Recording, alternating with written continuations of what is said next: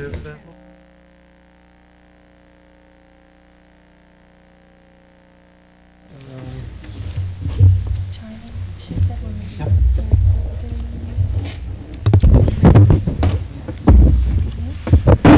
Welcome to the July meeting of the Cape Elizabeth School Board.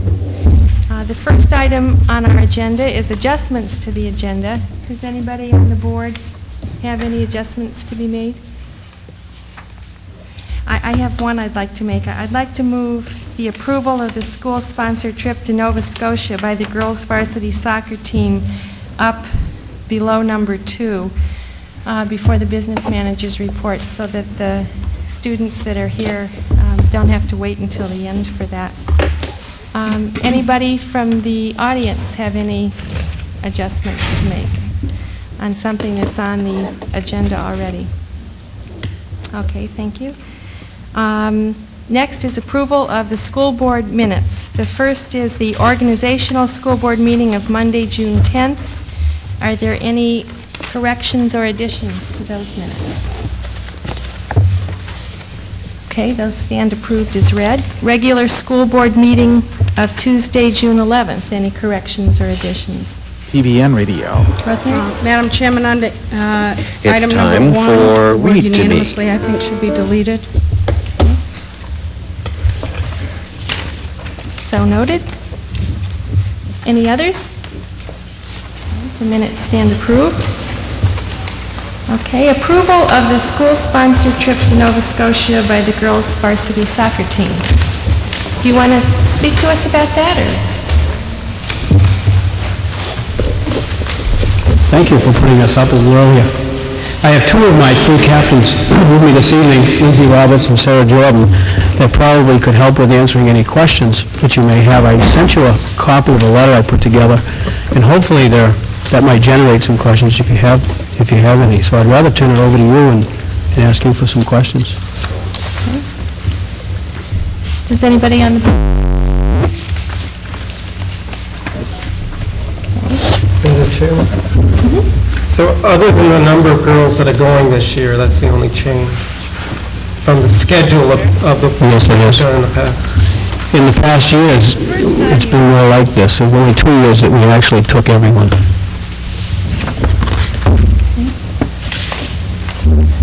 Rosemary? Thank you, Madam Chairman. I don't have a question. I do have a comment, if I may.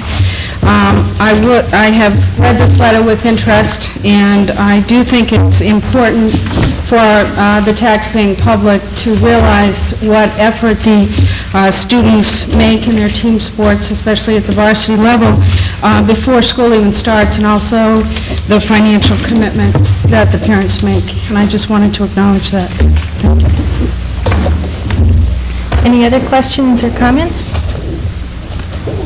It sounds like a wonderful trip, and I'm happy that you have the opportunity to do that. I think we should, do I hear a motion to approve the trip to Nova Scotia? So moved. Second? Any further discussion? All in favor? Thank you. Thank you. Good luck. Have a good time. Have a good time. Careful. Very careful. Yeah. Okay, next is our business manager's report. Thank you, Madam Chair. On page 3 of your agenda, these numbers are all as of June 30th, or our year end for 1991. If you will note at the bottom, we had anticipated revenues of $8,886,584. We did, as of June 30th, along with counting the accounts receivable from the state of Maine, because our June subsidy did not come in until July, of $161,701. We did collect $8,859,749, a shortfall of some $20-some thousand. I think the highlight of that is the cash balance of the prior years. Back in FY90, our cash balance anticipated of 304 came in at $193,000. We did pick up additional monies as far as the energy grant money, $10,000. Our miscellaneous revenues were slightly increased due to the the high school, we got $40,000 from the interest that was set aside from years ago when the school was built. All in all, going back to last September when we had looked at revenues, we had anticipated much less of a balance than that. The following 2 pages highlight the expenditures for the general program. You will note on the second page of that 2-pager, I had a revised revenue of $885,9749. That's the most we could spend because that's all the money we did receive for the year. We did end the year by expending $8,782,634 plus the $25,000 that we set aside for encumbrances. $5,000 going to the high school as far as looking into the remodeling of the room downstairs where art would like to be held, and we have some work left to be done there. We did set aside some money for the middle school building study, the amount of $20,000. So all in all, we did expend about 99.41% of our budget, and we do have cash balance to carry over of $52,114. Take into consideration that a lot of the adjusting entries as far as the year end have already been done to this. Most of them have been done. We have allocated some money aside for CMP, the power bill. That's already into here. We have allocated the $55,000 as far as the teacher summer accrual. We have allocated some $12,000 to $15,000 for the weekly people as far as their vacation pay for the summer.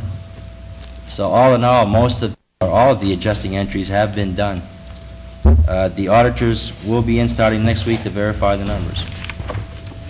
Any questions on the general program before we go? Rosemary? Yes, Dee, I was just wondering, did you make the purchase of the furniture that was needed for the new classrooms at the middle school out of these numbers? Good question. Any specifics? No, I just know that with additional kids and changes in classrooms, I didn't see that budgeted in next year's. There is some money set aside in next year's budget, and it came under operation and maintenance and plant for under Charlie's accounts in the 8850 account, I believe. There is some money set aside there. We did buy very little furniture come year end, very little. We did buy a few computers for the Pond Cove K-5 unit, along with, I guess at this point, the Parents Association at Pond Cove did come year end buy 5 computers for the K-3 program, along with some software and other features. Thank you. Any other questions on the general program? So all in all, you know, the anticipated balance that we had, or projected balance that we had last September, October, $50,000 is there.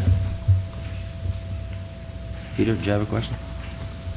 The following page, page 5, highlights the federal and state programs. This is all the revenues that a lot of the teachers had applied for grants. A lot of this is special ed as far as local entitlement, follow the child.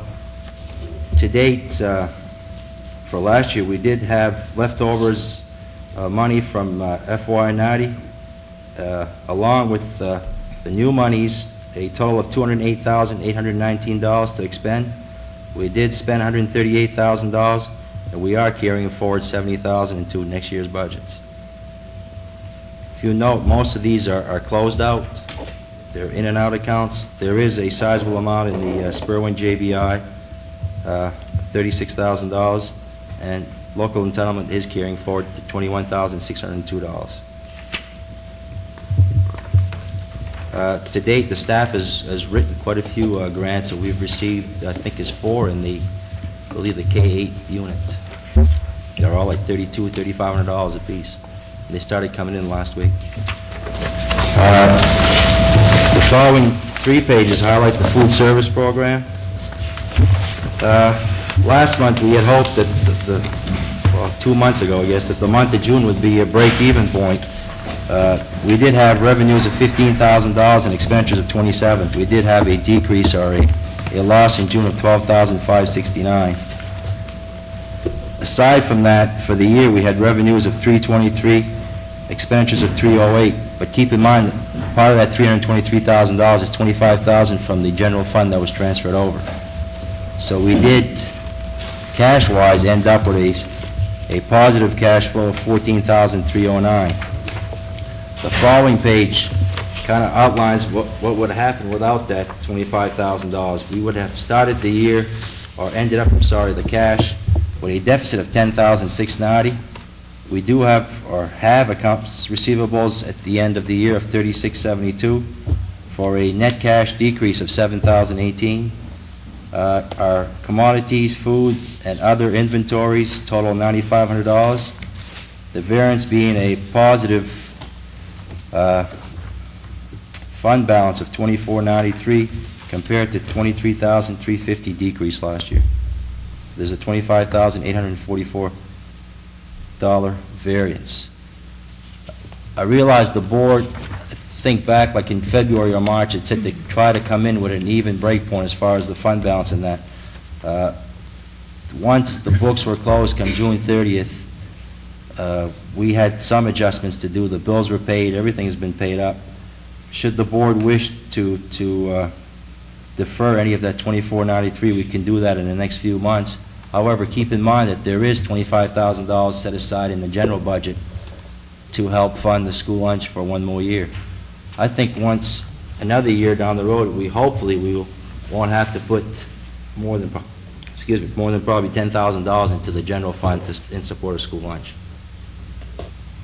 Yes, Lord. What happened in June? A lot of unpaid bills, a lot of, this is the new contract for the cafeteria workers. We did pay out their vacation time, a couple $1,000s, just things mounted up. Fringe benefits are the same, whether we had income of 15 versus 30-some. A lot of variables, more bills than I probably anticipated, but all in all, things, she did a super job, I think. A lot of the CAFs this year, I think, are all to be commended as to how they handle themselves and how they really chipped in and helped each other as far as cooking for various schools and things of the sorts that we could produce more revenues. You can only hold expenses down to so much. You have to be creative and create or try to build up your revenues, and I think they've done that. I think specifically in June, the revenues were, substantially down, and the expenditures continued almost level, and they just declined slightly.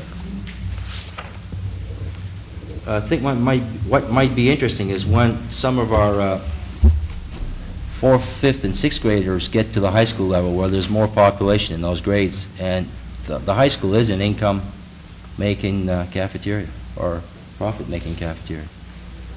The numbers are down, 420 at the high school, but they're doing very well. The next 3 pages, I believe, highlight the community services. Excuse me, Dee? Sure. May I ask a question on the food services? Sure. Could you please explain to me about the $25,000 local subsidy as it relates to budget allocation this year and carryover from last year? And has that account been zeroed out, so we're starting at zero, so we know exactly what the true costs, expenses are, revenues are next year? The account has not been zeroed out. The account will go forward as, let me find that, Rose. 2934. That's right. Well, as far as the cash, the way I report to you people is either cash basis, the state looks at the cash basis. On the cash side, the state still shows a decrease of $22,605.92. We have the $25,000 that was set aside in 90-91 budget has been, if you go to the general program, on page 4A, you will notice that there was an appropriation under line 52 for food service, and that has been expended or transferred to food services. There is in the 91-92 budget another $25,000 that I guess I, at this point, would not want to transfer it until we look at what the food service account is going to be doing for the next year to come. Now you have me confused, too. I understand these figures are saying that we ended up with a fund balance of $2,493. Fund balance. Fund balance. Yep. Now, we're going to transfer $25,000 to that fund Yep. out of the general fund. Yep. So we start with the sum of those two numbers, $27,493, as the subsidy that the school board makes to this program out of the general fund, correct?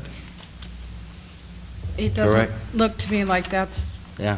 is that what was done? You see what I'm doing, Peter? I'm backing up the other 25 to show what actually happened during the year. I hear what you're saying. Yeah, Correct. I think you're frankly confusing me and some others by referring to backing up the previous 25. I think what the school board said earlier was we want to start, and Rosemary has just expressed it, with a zero balance, or at least a balance in which we're all clear. If we had a zero balance, we'd take that $2,400 and put it back into the general fund, and it would be zero. Then we'd add $25,000, which is our subsidy. But what you're proposing here, as I understand it, is to start this year with a fund balance for this program of $27,493. Is that, That's the way I that's the way you understood are? it. Okay. Now, that's correct, isn't it? Correct. Okay. But go ahead, Joe. Since I'm one of the proponents for closing out this account, because it had never done before, you'd always carried forward either the loss or the profit, I think whatever excess cash balance should be turned back into the general fund, and a subsidy of $25,000 to start the year out. I believe That was the how will of the board, that was the will of the board. some months ago. Well, here's another way we could do it. What if I were to transfer, instead of the 25,000, just the variance between the 25 and the 2493, and leave that money into the general program? Same. Which- Same effect. Bookkeeping entry. True. Yeah, So say 25,000. sure. The net would be the 25, correct? It'd be the 25 less the 2493, so when you look at your appropriation control report, like I report to you every month, you'd see an appropriation in food services in the general program of 25, but only transferred out 22, whatever it is.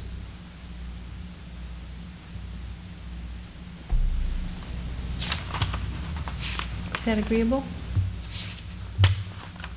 The next report will say $25,000, is that correct? Correct. It'll be Thank you. made up of two figures, the 2,000 plus the 22-something that'll be transferred. Thank you. As far as community services for FY91, they had gross revenues of $496,000, $200.97. I'm sorry, $501,069.70. They had expenditures of $496, and they returned to the town's general fund $4868.73. And that includes a anticipated carryover balance of $35,000.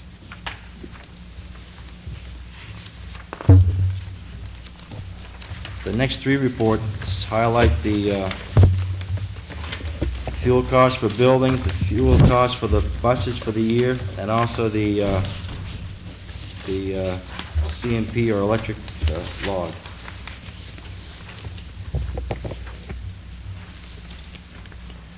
Two weeks ago, we did meet with Central Maine Power. We did finalize the installation of the energy management system. They, along with our consultant, did run some numbers and came up with a total savings over the projected next 10 years of 1,629,860 kilowatt hours. We are entitled to 1 cent of that per kilowatt hour. Therefore, we did sign papers that we will receive a commercial retrofit rebate in the amount of $16,298.60 to be short-term. They have consulted with us and made some other recommendations to Gary Spencer as to other areas we might look at for possible cutbacks as far as usage. Some of those being the size of some of our motors that control our circulating pumps at the high school and things of the sort. And they have run some numbers with us where we could decrease sizably our consumption for next year. Any other questions? Peter? I noticed a lot of retail customers received proposals from fuel oil suppliers to fix the price of fuel for the ensuing year. To your knowledge, have we looked at that?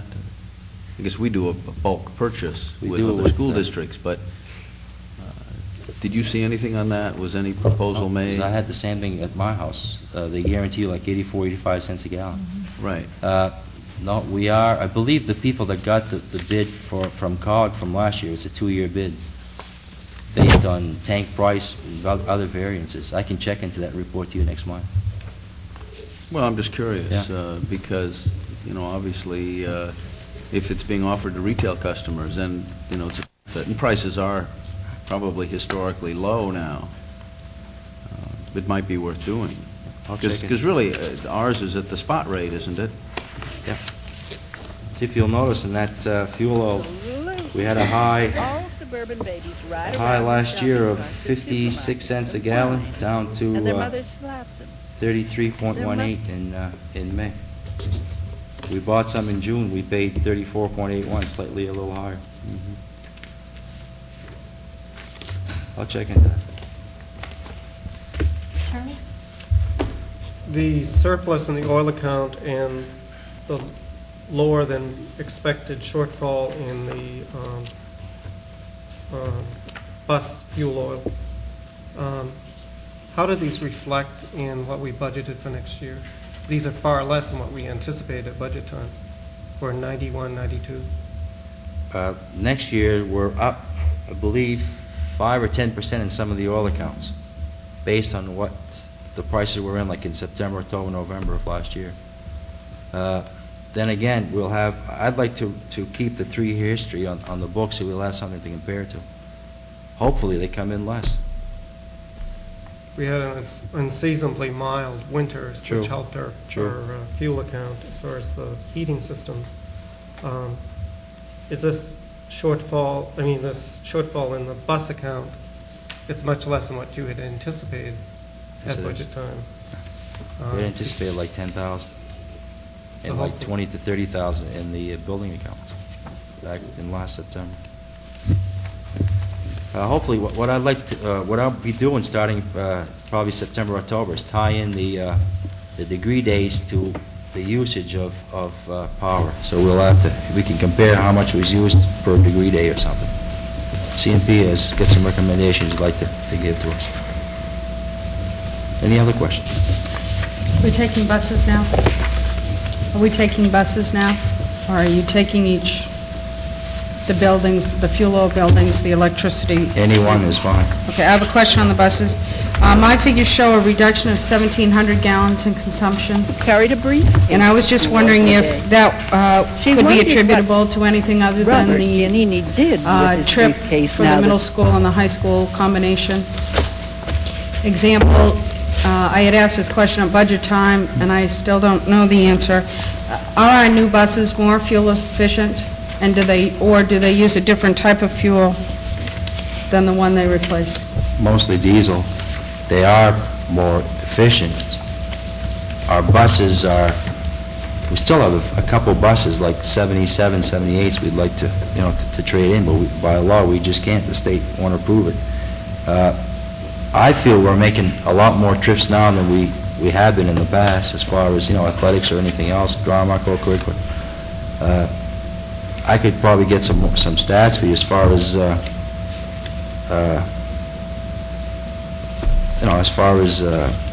how busy the buses really are, as far as, just the daily runs compared to other activities.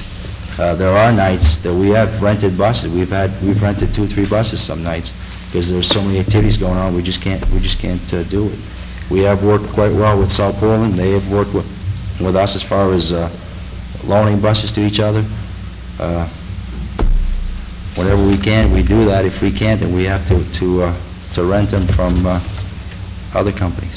I was just concerned about the shortfall, and to just compare what that might become next year if we do see a change in the fluctuation that we saw this year. I was just wondering if we might see a trend to lower consumption regardless of the fuel. Hopefully. We're always trying to do that through, I think that the bus runs this year after school, picking up going to the high school and picking up the 6th, 7th, 8th graders has saved a lot. It's a trip a day. If you do that 5 days a week, and we can do it at possibly down the road to, in the AM time, who knows? It's 15% of the daily Of the daily uses. trips, yeah. Thank you. That's all. There's been increased community services use of the bus in the past couple of years too, correct? Quite so. I remember one activity, meaning the skiing trips to Bridgeton. I think this year there were like 2 to 3 buses, or a year ago it was only one bus trip. I don't know, 150 kids, like Wednesday nights or Thursday nights, I forget what night it is, but it's a lot of kids. Reflecting the amount of use the buses get, this is really a very shortfall. You have to, it is, you have to keep in mind too that we have very short runs for a school system. I mean, our longest run's probably like 6, 7 miles. A lot of other school districts, one run is probably 15, 20 miles or something. So, all in all, as far as our daily bus trips, we don't put that much mileage on our buses. We do, and I think with other things, because this is a very busy school district, which is great. I find both the fuel and the gasoline, both of these figures very encouraging. I do too. Thank you. Dee, Sure. can we continue to get an attendance or a enrollment? The only reason I didn't do it, because it was the same enrollment, because we're always a month ahead on the enrollments. We always give it to you like June 1st is the June meeting enrollment. So it's the same one you got in your packets for June. Okay, so there haven't been people coming in or leaving? There probably has been, but to my knowledge, there's nobody at the schools to give out that enrollment till September 1st now. No, we won't have an accurate enrollment until first day of school. Actually, it takes about 2 weeks before you really have anything like an accurate. I would hope to have as close as possible for a September meeting. But sometimes people show up the first day of school. Yeah, we've just had it happen in the past that in August, there's suddenly a lot of movement and we need an extra classroom or an extra teacher or something, so. To date, I haven't heard that, so. I haven't Okay, either. thanks. Thank you. Okay, communications. At the moment, I don't have any. Okay, Anybody else? Sir? superintendent's report then? Okay.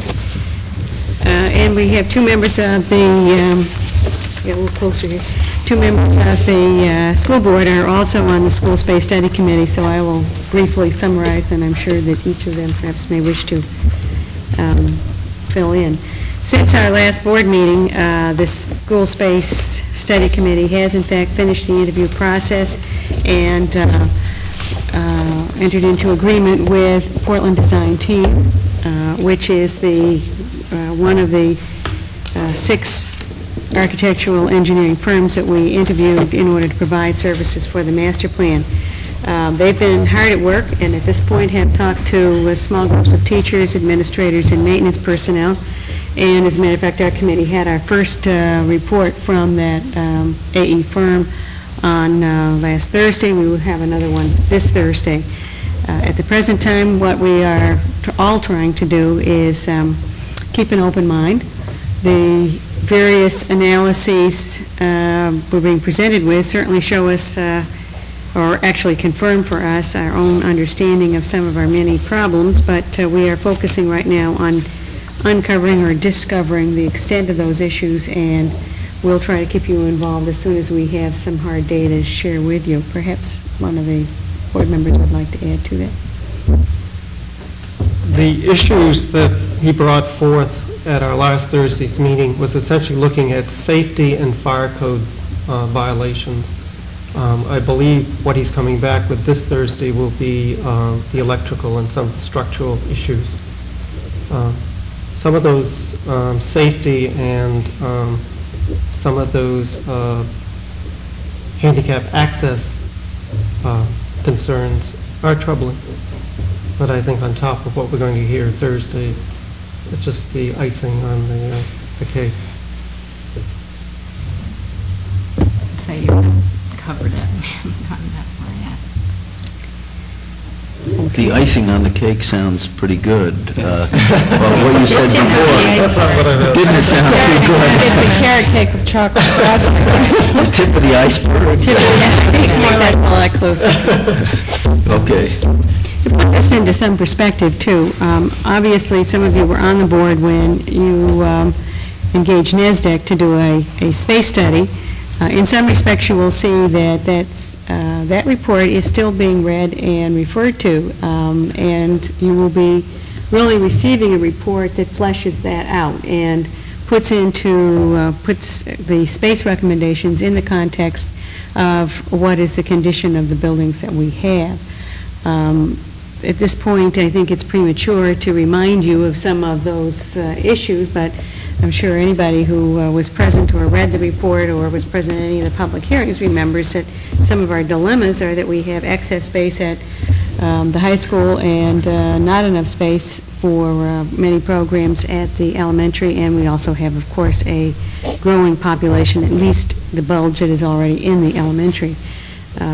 Everybody has agreed that this is a challenge, that we are trying to withhold both judgment and premature conclusions, and I might add a little panic, until we can really grasp the dimension of this and come back. I'm confident we will have excellent overview information from our firm. They're working hard at it, and we'll keep you informed. Okay? The next two items on my agenda are simply updates on two initiatives that I have informed you about in the past.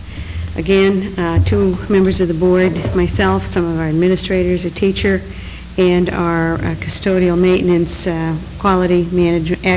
total quality management task force were invited to an all-day training session at Unum, which was presented by Roger Rio, who, fortunately for us, I think, is an interested Cape parent.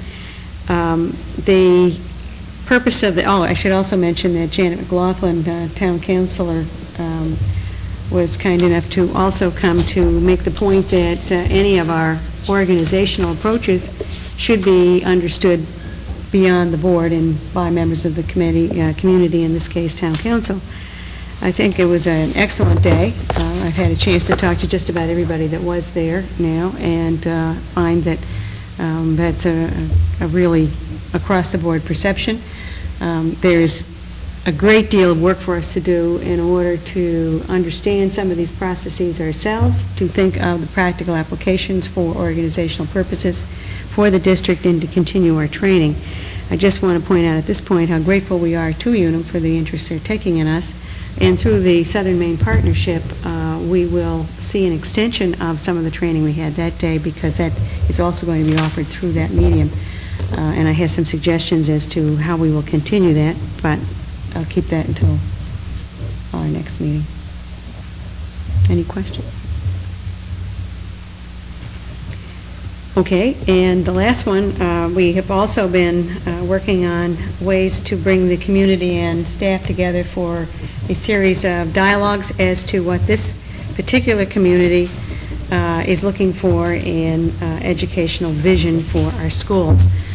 We had, I thought, a really fine meeting on the 16th of July. We invited a number of community people who were gracious enough to come on a very hot evening, and we asked them for their feedback as to whether they thought it was was time to do some community dialogues. We found they were, I think, unanimously supportive of that idea and had some excellent suggestions for us to pursue in thinking about how to go about this. One of the things that seems to be coming out is, number one, a very positive response to the Common Core document. I was really quite impressed with some of the community people who had that document and who took the time to read it before they came to the meeting, and were really quite interested in the sweep of what our young people need to be exposed to in order to be ready for the 21st century. I certainly think that that is a clear signal to us that we should continue to get that document out in a variety of forms to the community at large, particularly for people who do not have children in the schools, may never have had in this particular school system, or their children long since grown and out of school.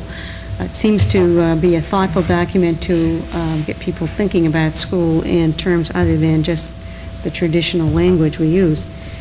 We also, I think, are moving towards the direction of trying to set up a series of meetings, so there might be, for instance, a large meeting to set the tone and get some information out. But then, generally speaking, I'm hearing people look for small focus meetings. In fact, one of the discussions we got into was that as members of the school board run for office, you do spend a lot of time in coffees or small group discussions, and that we ought to seriously think about that as a model, a way to pull people together. One of our concerns is to mix staff, parents, and non-parents in groups so that we're not all talking to the same people. We really are concerned to move away, for the purposes of this dialogue, from some of our immediate school problems and sometimes discussions about specific programs, to really try to grasp a vision for what Cape Elizabeth would like to set as achievement for its schools. And that's where the Common Core, I think, is particularly useful, is to give people a somewhat different way of talking about school issues. That's where we are. As a matter of fact, as soon as I finish some of the issues we have to deal with tonight, I do have some follow-up work to do on that, and we'll be getting back to you. I would like to have at least one more general discussion meeting about what form they should take sometime in August. It's a little difficult to plan because of vacations and so on, so it'll probably be towards the end of August rather than sooner. And we then, of course, have to get on with it. We've had a good time discussing the possibilities and the maybes and how we're going to do it, but what will really be important is to actually have those dialogues. Any questions? Do you think it'll be through the Common Core meetings that there'll be more dialogue about higher expectations and more, across the board equal kind of opportunities, educational opportunities for the kids? Or as a continuation of the workshop we did last spring, should we schedule more workshops, maybe on specific subject areas to address that? Well, I certainly would anticipate that each school, and for the board purposes, the workshops that you schedule, we will continue to be looking at programs, curriculum initiatives, and a variety of those kinds of immediate issues. I see nothing, however, to preclude that whole notion of raised standards, higher expectations from being a really important part of the vision. We heard, and other people who were here, let's see, who else was here? Loretta and you at the 16th meeting. The Common Core. Yeah, right. I think that comes up in those meetings, all of those issues. People feel generally that youngsters today somehow aren't either working as hard or getting as much out of their education as, then fill in the blank. I mean, the way we did it, or the way some notion, there's a sense of unfulfilled potential. And that comes out, I think, repeatedly, and will, I'm sure, continue to come out. Question. A follow-up to that, one of the resources that has become popular is parental involvement. Yes. Retired persons being actively involved in classroom teaching. And would that be a place that could be coordinated? The recent letter to school board members concerning parental involvement, and it seems like that would be a good spot to try to coordinate those people. They're obviously interested and committed to the educational system. Would that be able to be tied into it? I think that what I would hope would be part of the vision is a clear statement of commitment to establishing partnerships between parents and staff, school in general, and in particular. Probably these dialogues will not get down to the specific applications, but clearly what we will be looking for is a kind of overview commitment, and then translating that into each school in a variety of ways. As far as working through and utilizing parent volunteers, I've had a number of conversations with parents who've either called me or stopped by to talk. Certainly very anxious to be involved in a meaningful way with their child's education. I hear that message clearly. I think in my conversations with staff and administration, they hear it also. I think what the dialogue we can hope to establish there is a generalized commitment that this is so important that both community members who may not be parents and parents make some kind of written, spoken commitment to pursuing that in a variety of ways. And the exact variety of ways usually is a matter for probably each building, but So what right now is the most appropriate way to funnel those resources, parents that approach board members That would like saying, to- I want to be active and commit time? Where are we currently funneling that? basically the most common way, as I understand it, that's happening is between individual classroom teachers. Your child's classroom teacher seems to be, in the system we have right now, the most direct contact. Obviously, the building administrator is another good contact. We've had just minimal discussion about whether or not we could or should come up with a system-wide coordinator, with building coordinators. We have parent groups who are already doing some of that, but we don't have any really clearly defined system of organizing all of that interest and channeling it back to the classroom.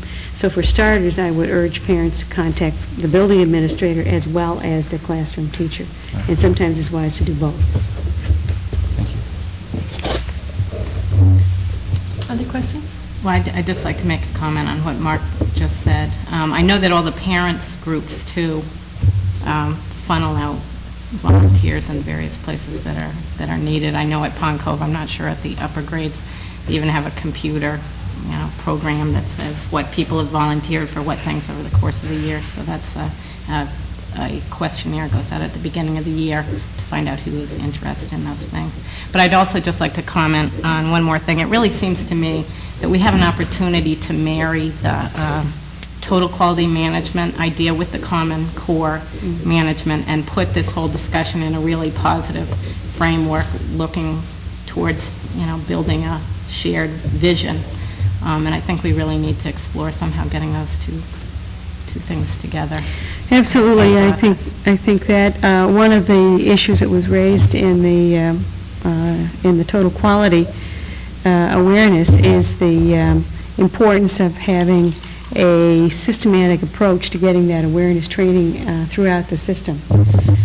What I'm obviously anxious to see happen is some first step actual actions coming out of our custodial maintenance group, because I believe you convince people more by direct action than you do by just generalized theory. And I really don't want to spoil a good story by giving you the preview. I think we are making some headway, and it is part of this process that we give it a chance to get to a point where we then have definite recommendations. But I would anticipate, if not by the August and certainly by the September meeting, having some recommendations for you that will come from that. Because I think people will see those connections, especially as they are directly applicable to something like our maintenance issues. But I agree with you. They are very compatible. Just one more thing that I wanted to add to this. And I thought I meant to put it on the agenda, but it's not really a separate item. I just want to call to the board's attention, you all received your new policy manuals, I hope. And actually, I just wanted a moment's explanation. I thought you probably had a chance to... I hope you've all read it all. I noticed it doubled in size. I have. I'm not surprised. Well, when it was delivered to me the end of the week I came back from my vacation, and I felt sort of overwhelmed. But I will say it took me about 2 hours to read it through, and of course I'm used to reading these things, so if you've never really sat down and read one, it's going to take a little longer. But I mention that simply because it is not as overwhelming as it looks. I just want to point out that this is a fruit of the arrangement I spoke to you, I think, in either the May or June board meeting. I arranged with Maine School Management to index the policies that we already had, and then to give us recommendations for other policies. So you will find policies that all throughout this book that say suggested language, and anytime you come to the suggested language, that is intended to indicate that it is not a policy that this board has adopted, but one that we will systematically start looking at. And I would suggest that I've already met with 2 of the 3 members of the board who volunteered to work on policy issues. We agreed that we would distribute this book and that we would ask you for guidance as to how we should review it. I think essentially, this doesn't need to be a formal vote, just a sort of consensus. My belief at this point is that the policy subcommittee can continue to review this. I think our choices are spelled out in the introductory information. We could theoretically go through the whole thing and then make one adoption, or we can go through on parts. And of course, it's always understood that the policies that were part of your policy book are still our policies. Nothing has changed in them as far as that goes. But unless anybody has any objections, I will continue to work with that group and until we come back with a systematic approach for reviewing, probably section by section. Happy reading. Okay, thank you. And that's my, I was thinking that's yours, John. Policy Subcommittee report. Well, that was part of the Policy Subcommittee report. We do have 2 policies that were included in your packet. One of them you had a first reading on probably 3 months ago now, and we originally, I think it was my first board meeting in October, that we started talking about it. The state, as you may recall, has in fact required all districts to adopt explicit substance abuse policies, both for employees and for students K-12. In your package, you have the recommended wording for first reading on the employees, and for the second time you've had the policy on students. Excuse me. I might point out that I did send both policies to the board attorney, who sent back some suggestions which have been incorporated in both of the copies that you have. In addition, there is suggested language in your newly revised policy manual from MSMA, and I think most of you, if you were on the mailing list, received that through the MSMA board mailing. In June, there was a policy discussion about these policies. There may be some things in those suggested wordings that you want to add, or you may simply want to make comments, and I will ask Charlie to explain further. Connie gave me back the legal review and suggestions from Jensen, Baird, Gardner, and Henry. I took those along with the MSMA Policy Development Guidelines on Drug-Free Schools, which was the May 1991 publication, and went back to my committee, which was a part of the community team. The generic policy that's presented by the MSMA, we pretty much followed that in our policy that we wrote up on students. We found a couple of suggestions that we liked, and we incorporated them into our policy along with the wording changes that the lawyers suggested. As I stated when I brought the policies to you, I believe in April, the community team felt that the drug-free policies of the school system, both for employees and for students, should be prefaced by a philosophical statement. And that philosophical statement is that statement of policy on alcohol and other drug abuse that precludes both of the policies. Essentially, this is what the community team believes in and is proponing for the community and trying to help the community, help and educate the community on drug and alcohol issues. To give the 3 new school board members a little background, we had bits and pieces of policies in effect. We have an employee policy which is essentially the same as the town employee policy. It's very generic. the feeling of the community team was that we needed to make it more germane to students and kind of reflect the staff's interaction and involvement and role model status, which is not reflected in the town's policy. There was no distinct student policy. There were some administrative guidelines that covered high school sports and high school activities, but there was no general policy.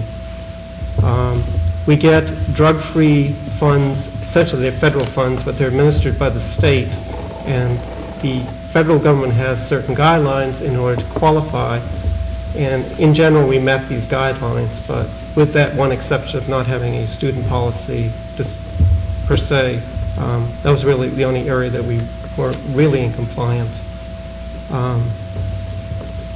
I took all these suggestions back and we reviewed them, and we still felt strongly that this reflects the community team, and it reflects what the school should really be emphasizing as far as drug and alcohol awareness. On the first reading of the employee policy, there is an omission of a word under employee policy on alcohol and other drug abuse, Section A, number 1. It should read, possessing, furnishing, or selling alcoholic beverages may or any scheduled drug is omitted. It's on the first line of Section A, number 1. So it should read any drug, any scheduled drug.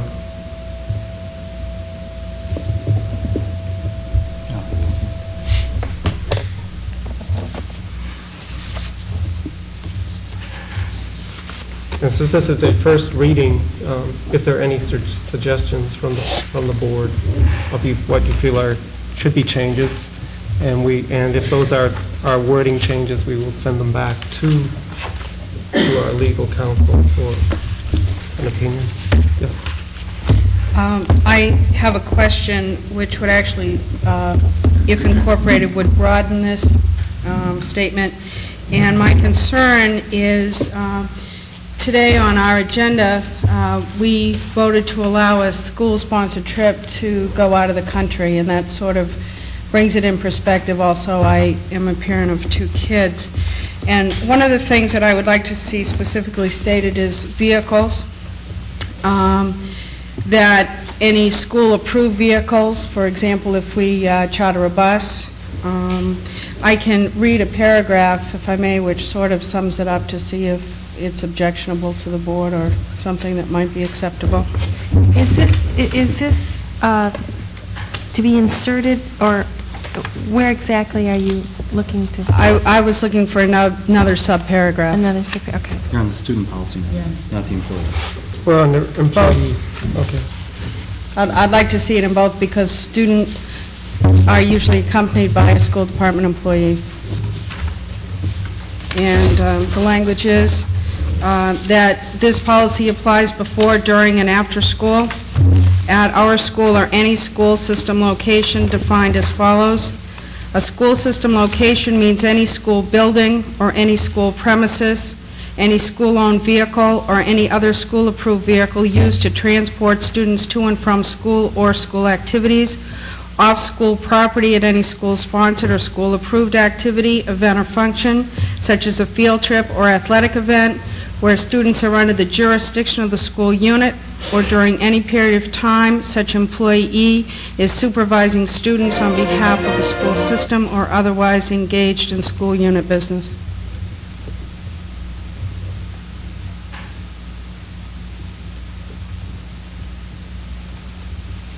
Okay, under section, specifically the employee one, under section A1, it reflects any facility owned or operated by the town or school of Cape Elizabeth or at any school-sponsored activity. You feel that's too broad? Yes, I do. That's my personal feeling. And you would like any reference to facility to be broadened, or you want that specific inclusion?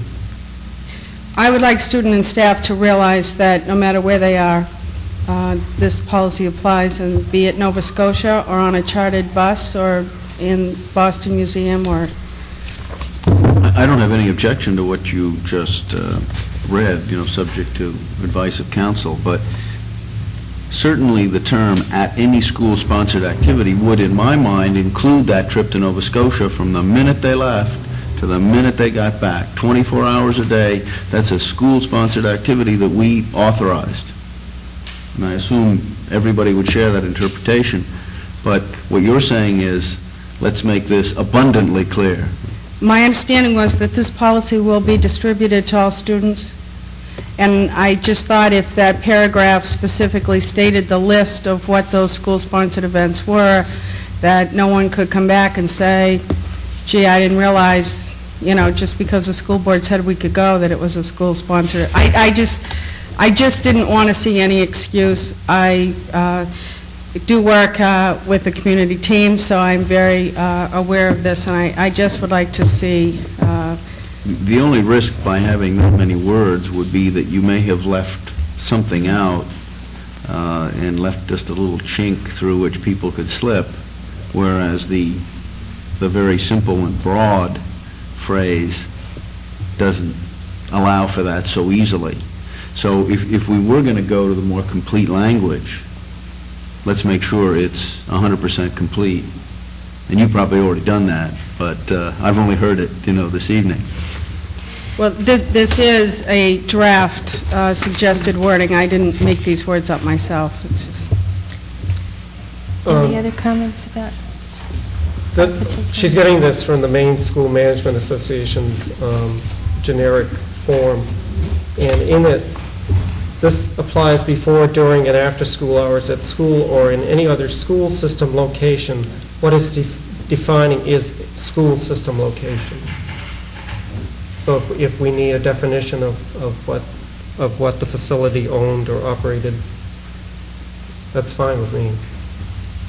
Because one of the things where it says any look-alike drug at any facility owned or operated by the town or school of Cape Elizabeth or at any school-sponsored activity, I might read that and think that it's a school-sponsored activity at a facility owned by the town or school of Cape Elizabeth, and I probably wouldn't jump ahead to other towns, other countries, and so forth. So I think maybe it's a good point that that could be clarified a little bit. Just as to point out, again, in your manual, you do have this filed under GBCBA, and that specific language is in both the suggested employee and the student suggested policies.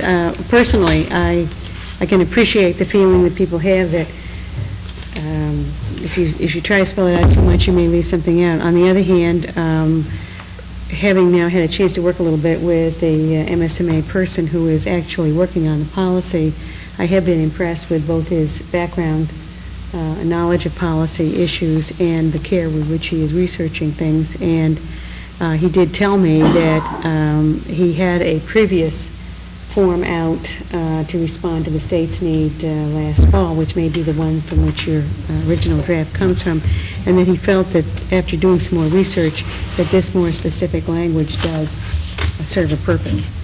So I think you would be on the right track to add that to your policy. Any other comments on this first reading?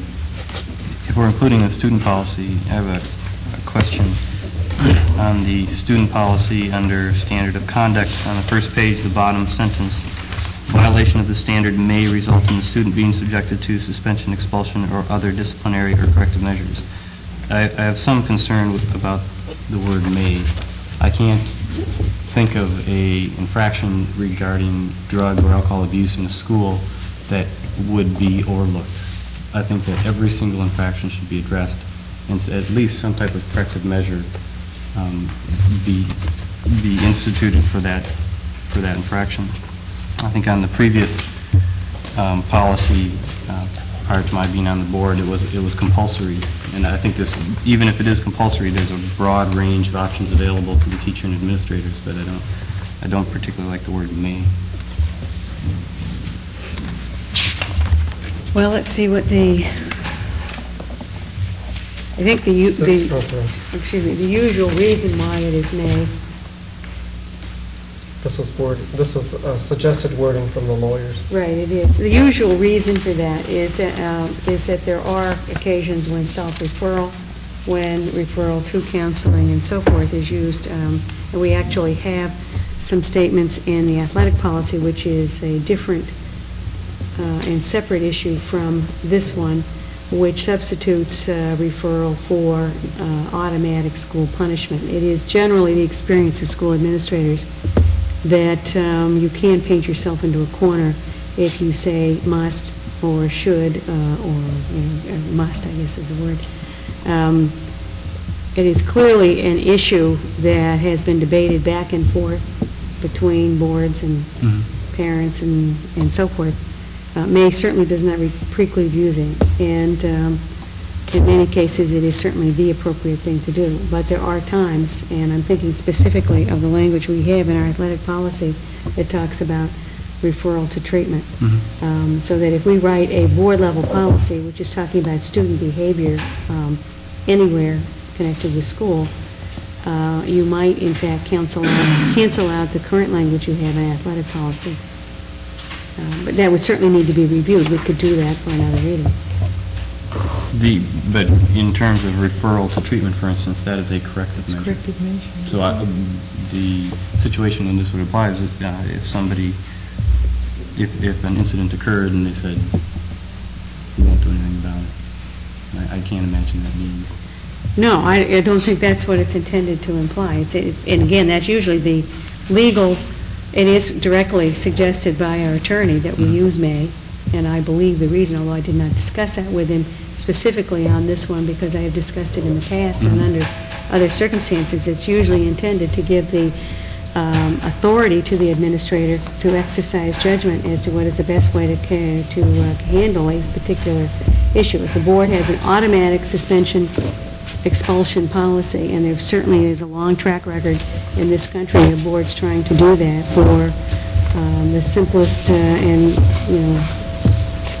infraction. Most commonly, boards will have an automatic suspension or expulsion hearing kind of, you have to go to a hearing, of course, for an expulsion reaction to trafficking or furnishing. But these are issues that have been debated and worked on for a great deal. So I don't know.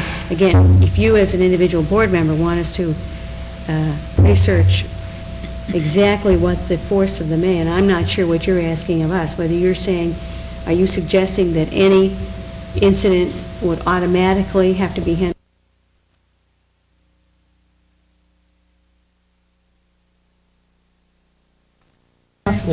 Suspension, expulsion, And the disciplinary, only or other possibility corrective would be do nothing. Right. Best I can tell, and that's not acceptable. all is right, what I'm Mark sorry. Could I said. read what misunderstood. the original, what he changed? That wasn't the word he changed.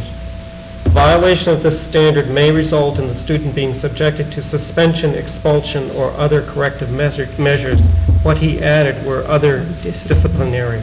Right. So if there's a question about may, we could Yeah. again ask him I to agree with review Mark, that. because what it implies is, there's a possibility we're not going to do a thing. Well, I'm sure that's not, I know that, That's how I read it. okay, all right. I'm sorry, then I misunderstood you. Okay, so, any other discussion about this? I have one other. Under the MSMA suggestion is a suggestion for, there it is somewhere. One of their articles is review, and we talked about this. The superintendent is to oversee a biennial review of policy and regulations to determine the program's effectiveness, to implement changes to programs, policy, and regulations as needed, and to ensure that disciplinary sanctions are consistently enforced. Since the policy manual is under review, and we weren't quite sure what is going to be the process if we eventually end up with a policy committee, subcommittee of the board, if there would be a certain biennial review of existing policies. So we left that, we omitted that, subject to what comes out of the reorganization of the board. did you have a comment? I'm back on Mark's May. Can't we just change that to will? I would have no problem with it. I mean, I'm reading it as will with a may, meaning that you don't have automatic any one of those things, that you have a choice. But if that's clearer to you to put will. What it does for me is that way if a teacher is aware of an infraction, it becomes compulsory that it be addressed. And it could be as simple as, okay, it was directed in a corrective fashion, parents were notified, and it's documented, as opposed to, well, I didn't feel it needed to be addressed. I think it's an excellent point, and one that we may still have to clarify that. Oh, sure. Yeah. Subject to review. Other comments? One other, this is actually a two-step process. Once we have approved standing policies concerning employees and students, there's still administrative policies germane and pertaining to specific individual populations of students. Right now, the only part of our system that has any kind of administrative policies is the high school, and that has pertaining to school, sports, and to some degree extracurricular activities and conduct during school. The middle school and the elementary have no kind of administrative policies pertaining to substance and drug abuse. The goal of the community team was, once the policies are in place and accepted by the board, that they again would go back and work with the individual buildings to help them in creating administrative policies germane to specific population age. So for the employee one, it's a first reading, and we'll come back next month with a second reading, is that right? Right. And for the second reading for the student, we'll vote on that tonight? Can we just change will? You the can word change will that and to, vote? yeah, certainly. Okay. Well, what about Rosemary? Right, yes, she had a... But I'm she also sorry, wanted did to you have- add the Oh, that's right. All right, that was on the... explanatory language. All right, so we'll have to, Charlie? I've tabled this before. Can I table essentially this being the second reading of the student policy and bring it before you again in August as a second reading? Is that agreeable? I did promise the community team that we would have a policy in effect by September, so. Well, then, we've got one more month, okay. Thank you. It looks Okay. like this involved a lot of hard work, and thank you for all of your participation in that. Okay, there is nothing under the board chairman's report tonight, so we'll move on to unfinished business, update on portable repair. Okay. I sent out some information. Actually, you may have been a little puzzled to see on blue sheets one thing and on white sheets part of the same thing. The reason is because we send out only to board members and administrators specific agenda notes which become on the blue sheet, and after I thought it through, I realized that since the agenda packet does go to other audiences, I wanted, and should anybody come in and get it or ask for it, I wanted to include that, at least a piece on here about the portable repair, so that's why you have it in there twice. As I explained, we have looked at the portable situation earlier in the year, and it just seems to get worse every time we look at it. You may recall that as part of the roof problems of last fall, we began to rethink or recheck work that had been done in the last 2 years that involved either insulating roofs, or in this case, the building of portables, and began to ask questions about whether or not structural design or structural engineering had been taken into consideration. I feel that I've explained snow load to the point where you probably all are quite aware of the fact that it does need to be taken into consideration. And that is what is primarily the problem with the portables.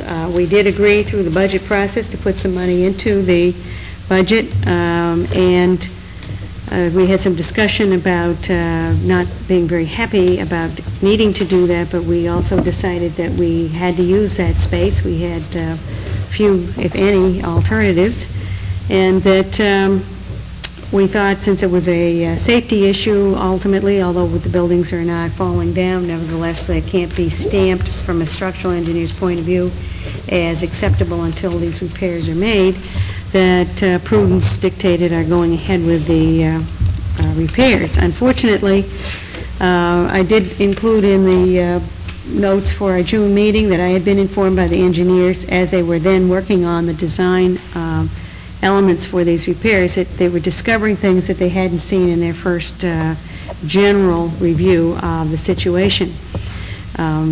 That's not particularly unusual, especially in renovation. You don't necessarily, in trying to decide what to do, take out every tile and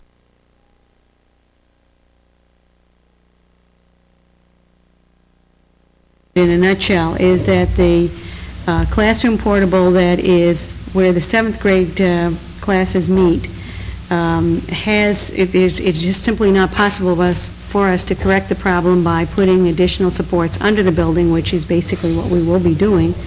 And we are going to have to take off part of the roof and reinsert some more rafters. And there is also a section of the roof that joins the IA wing and the portable in which the computers are housed and the media center for the middle school, that although the roof will not have to be removed, people will have to get in under the roof and add additional pieces of timber to strengthen the rafters that are there.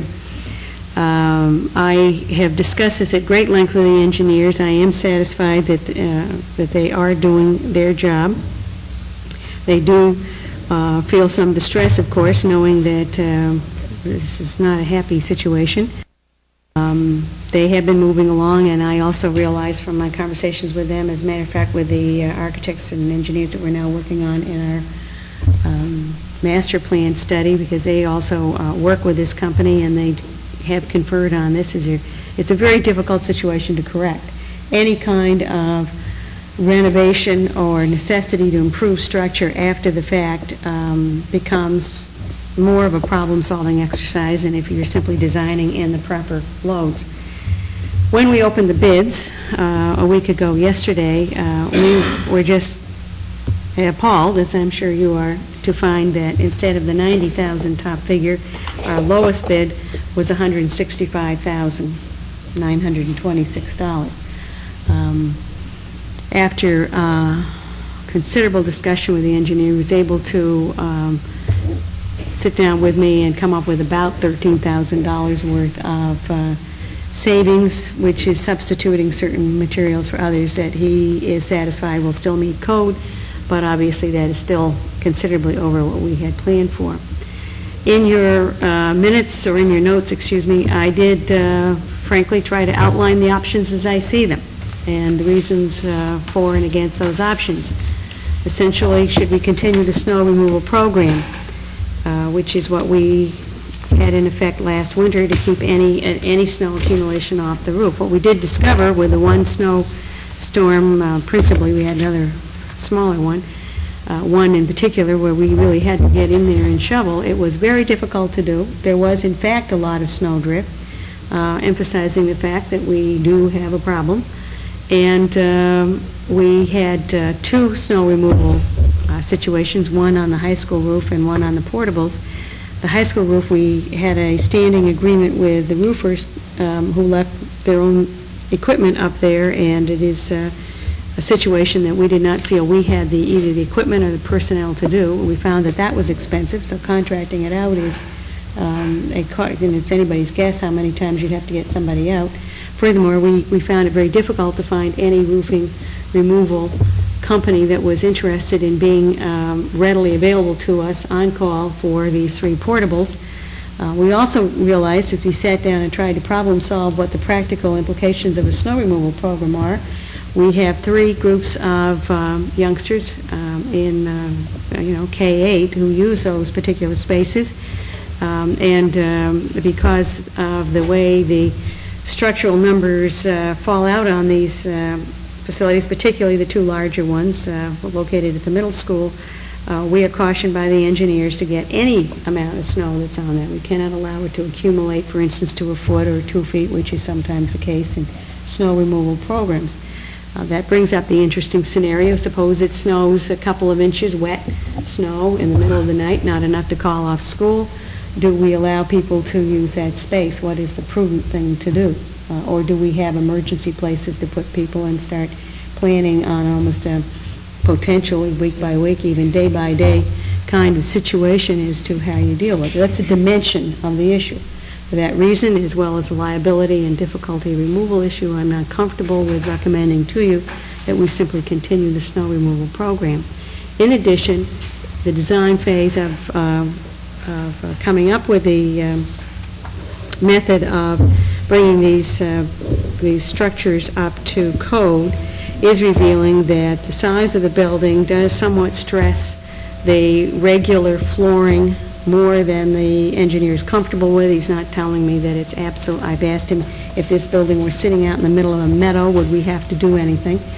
It is certainly not, would not then be the problem that it is attached to the building, but it is, he still feels it would be necessary for us to do at least some repair. So, again, I think to give you as much information as I have, I would recommend that even without the snow removal program, we are dealing with a marginal situation, which I think is uncomfortable. I did sit down and talk to Nancy Hutton about, should we close Section D portable and simply move a grade to the high school for the year? We definitely do not recommend that. From an educational point of view, it would be extremely disruptive, especially in August, to all of a sudden tell people you're going to be moving and no time to plan for it. Furthermore, although that particular portable is the most expensive of the three that we have to fix, we would still have to do the other two. There's absolutely no way we can substitute using those spaces, and they are integral to programs, and we certainly cannot just say, well, we won't use them. And therefore, you would still be facing considerable expense, and I see nothing in the final analysis to be gained by disrupting students and putting them in the high school, even though that is at least an option that I lay out for you. And the third one, of course, is to proceed with the repair work and ask the town council for permission to use the funds from the asbestos rebate to cover the difference between what we have in the budget and probably the need to take some out of our contingency fund and to actually do the job. I have discussed that situation with Michael McGovern. He is aware of it. I'm sure nobody is happy about it, but that is the situation. Discussion? Who would like to start?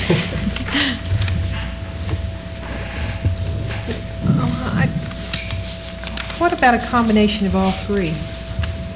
Like what? Well, what if we repaired the two, the one at the elementary school and the one that serves as the library at the middle school, repaired those, realizing that we would need them for long term. Make plans to put the 8th grade at the high school, which is partially to not this August, but make plans throughout the year to make an easy transition for that. And continue to remove the snow in that one building for another year. Since the lion's share of the money, or a big percentage of that money is being used for that wing. Well, it certainly, I suppose, is possible. I can't, at the moment, I did ask the engineer, could he give me some sense of what each one was, and he wasn't able to break that out. It wasn't given as 3 separate bids. I'm sure we could do that. That, I assume, obviously hinges on the fact that he's willing to certify that building as usable as long as the snow is removed. And as I've indicated to you, he is indicating to me some problems that he's finding in the analysis of the design phase of work that is raising some marginal doubts about the building as it stands, regardless of snow. Regardless of the snow. That's correct. So that I would have to, obviously, all of this hinges on a structural engineer stamping this work. I mean, we cannot put people into buildings. Absolutely. We can, when they're marginal and so on. We got through last year with a snow removal plan, and we did not feel that we're putting anybody under unsafe conditions. But unfortunately, as one goes into these things, you sometimes get nasty surprises.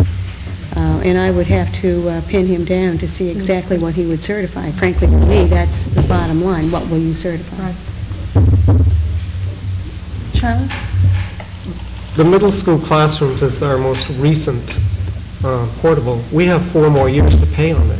So we would be paying essentially for 4 more years on an empty building just Well, sitting we could there. probably sell it. Couldn't we? But in a That was the plan soft, after 4 years. No? That was if it were good. That's right. No, I'm not talking about this year, I'm talking about in another year. and I have a feeling that that particular building would be the hardest to remove of the 3 because of where it's placed in some totality to make it sellable. I think that of the 3, that's going to be the hardest to, if you're going to sell them at the end of their life, of removing it. Because it's kind of penned in by another portable, penned in by the bus garage, penned in by the 7th and 8th grade wing, and penned in by a bank. That would be my concern, that are we going to continue to pay 4 more years on a building that sits there being not utilized? I have one other question. In your breakout of this is probably the actual cost of what these buildings would have been per square foot if the correct things have been done. I think we also have to bear in mind that because of what has happened in building these, both the roofs to the other buildings and these portables are not being built correctly, we have additional costs that aren't reflected in just the buildings. We have additional costs of additional legal fees this year. I mean, we went over budget about $35,000, and a major proportion of that was in legal fees to in handling this roof and structural situation. As a result, we had to hire an interim superintendent because our former superintendent resigned because of this crisis. So again, there's another cost of $35,000, and whatever else in the fringe benefits to buy out the former superintendent. So these buildings are costing us much more than what's just structural in there. I think we have to bear that in mind too. Well, that's then, we could look at it as saying we're just throwing bad money, good money after bad to continue. We spent $100,000 so far in just to build them, and of $165,000, if this is the most severe case, that's probably another. If it's half, it's another $80,000 to get them in shape to service the remainder of the time. It's like, it's really frustrating. I think it is frustrating to have to spend the money retroactive like this, but just looking at the middle school, it's very clear that the physical plant's been neglected from a financial standpoint in the budget. And I think it's just, if you want the system to work, you have to pay for it to work. And if the overall budget needs to be moved, I don't think we can take it away from the physical plant. I mean, the physical plant needs it. It's going to need it in the future, and we're going to have to pay for it. And so I would just be in favor of finishing the roof, having it done correctly, using the space, and expecting large commitments to the physical plant. And if it has to come from another part of the budget, we're going to have to do that. But I can't see spending another year of saying, well, physical plant, we can get by another year doing these things. I think we just have to address it and pay for it when it arises. I just have to, I have a list of questions, but the first question is, with the zoning board and the planning board, I mentioned to the superintendent when I spoke with her, those approvals were granted for 5 years only, and then they're going to be looked at again. My sense is that if they're not up to code, if they're not suitable and don't have the proper structural engineering seals, etc., they'll never approve them for an extended life. So we're going to have to do something. The second thing is, where this is costing us more money, I think that, from my perspective, I would rather have the town council approve the expenditure of funds before we decide on another option. This is just from me as an individual board member. They have a meeting on the 12th of August, which is 2 weeks from now, and I would like to know what is the time frame on this. When do we have to tell the low bidder, you can start, and then how long before that's completed? Are we going to miss the September start date of school no matter what we do, or just, where are we? I have been able to get an extension from the low bidder until tomorrow. And that the schedule from all three bidders included some work to be ongoing once school is started. However, my understanding is that we would have the roof part, which would be disruptive, done before the start of school if we go ahead with it now. That's it. I mean, that's as best I could do in this situation. If we put it off to the 12th, and that means obviously they aren't starting any of the work until presumably the 15th or somewhere around there, I'm sure we would be disrupting the start of school. I understand that the foundation work they have to do can be done with barriers so that they're safe as far as students being around, and I have worked in circumstances where schools are literally built around you, and it can be done, and there are codes that people have to meet to do that. But the roof thing has to be done before the kids get in. There might be some finishing or shingling or something of that sort, but any time we go into any of the weekend or overtime extensions, as we had to do at Christmas, we are just jacking the price up further. So, I mean, that was a good deal of discussion went into this beforehand, to believe it or not, to get to that particular situation. If the town council says, no, you can't spend that $82,000, Well, what do we do? that would be an interesting dilemma to be in, as that's why I've already communicated to the town manager. Naturally, he's not committing the council. However, I do have to point out that the town owns these buildings. They are our landlords. We don't own these buildings. And as landlords, I'm assuming that they want it to be up to code. Well, that's an interesting question. If they are the landlords, maybe they should be consulted. And at first, my initial reaction when Rosemary said, let's go to the town council, my reaction was, well, no, wait a minute. We make the decisions that we have to make, and we can't push them off onto somebody else. But while it might be fun to,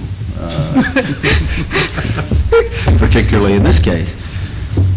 Well, But is there some reason why the town, as the owner of these buildings, would essentially have to make this decision, or can we make it? I think they certainly expect you to make the decision in the sense of a recommendation to them, and, you know, I hope I'm not misread. I was being somewhat facetious, but technically they are our landlords in this situation. I would like to point out a couple of things about the use of portables, and in trying to straighten out this situation, I've gone back into the history of this a little bit to try to understand what you thought you were doing or what the circumstances surrounding your decision to use portable space. Most of the districts around here have been using portables because of increased enrollments at the elementary and because of increased programs, partially in response to the Reform Act of '84. So it's become a fairly common experience. Many times, and certainly my experience in Gorham, was that the town did not want upfront costs and build portables. Our only recourse then was to rent them from some developer, and there are two ways in which you can rent them. You can go to a trailer manufacturer, and they have prefab trailers that are moved onto your site, or you can make an arrangement with a contractor who stick belts on your property. In both cases, they're usually not attached to buildings. That is something that is a response to local fire codes for the most part. Some local fire codes allow it, some do not. In my case, they didn't, so we never got into the snowdrift, although I got into snowdrift with regular roof projects, so it sounded unfortunately all too familiar. The fact of the matter is that and I've done just a little bit of research on this, and I think I'm on the low side, the cost to you to rent portable space would have been about $12 to $14 a foot. Plus, there are setup charges if you use the prefabs, and then there are takeaway charges, usually $4,000 per unit, for the stick-built on your property, which obviously is an additional cost. Just taking the square footage you have and the rent that the town is charging us for next year, we're getting that square footage at $5 a square foot, no matter how you look at it. The town of Cape Elizabeth has been using rented temporary space at a very cost-effective way, and you're getting some of that money back through the state reimbursement program for leased buildings. All of it, aren't we? No, you get it, it's an approved lease that is in fact, when the state gives you an approved lease, and they tell you it's an approved lease, and now it's $8 per square foot, what you have to understand is that's an approved lease through the debt service formula, which means there's local appropriation and a state appropriation. So for next year, in our budget is $105,000 plus a few hundred. $70,000 is local appropriation, $30,000 is state. And the $70,000 figure is the one I'm using to determine that your actual rental is, or our actual rental is $5 per square foot. That compares, of course, very favorably with $12 or $14 a square foot plus removal costs, but you're going to have removal costs at some point anyway. It'd be unlikely for you to be able to sell these and find somebody who's willing to pay for it would be part of the cost. So no matter how you look at it, you are actually getting temporary space in a cost-effective manner. It may not have been exactly what you thought it was, but it is a cost-effective manner. The fact that the building came in at a low bid, originally to be built very cheaply, made it look like a terrific bargain. Unfortunately, we are now discovering one of the reasons why it was a little cheap. But as I pointed out to you, even if you put in the retrofit of $160,000, including engineer's fees, although it may be a little more than that by the time we pay the final bill, you're still, the town is building portable space at about what it costs to build those, and then when you rent them from somebody else, you have to pay them a profit motive. So when you have a town that is willing to build them, and a lot of towns are not, they certainly do not feel they have the capital to do it, and they have not built them. They've simply said to school districts, you go out and rent them. You need space.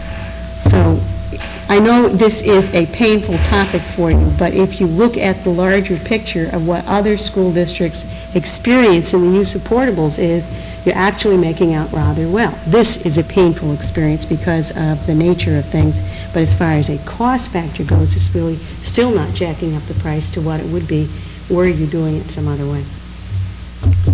I think in our specific case, we ought to remember that we rather painfully arrived at this course of action a couple of years ago because of the demographic uncertainty, because of the need to react quickly to the increased enrollments, and to allow ourselves time to study our long-term needs, which in fact we're already doing. And I think that if we were going to suddenly abandon that policy, which was certainly painfully arrived at, but at least quite diligently arrived at, that would be a mistake. I think that while the money that we'd have to spend in the retrofit is a lot of money, Connie has made some important points about it, but on the other side of the coin, and assuming the town will let us keep the money from the asbestos claim, just as the retrofit expense is a large, unexpected expense, the asbestos claim is really found money. Wouldn't most of us describe it that way? We didn't really expect it. So if one partially cancels out the other, the problem financially is a lot smaller. And clearly, given the time constraints, I think we ought to go ahead. And I would say, beyond that, that even if for whatever reason we were unable to keep the money from the asbestos claim, we probably have the ability to tighten the belt, and we probably have some numbers out there in the budget that will allow us to absorb this anyway. I mean, we'll just have to. I think to do otherwise would be a mistake.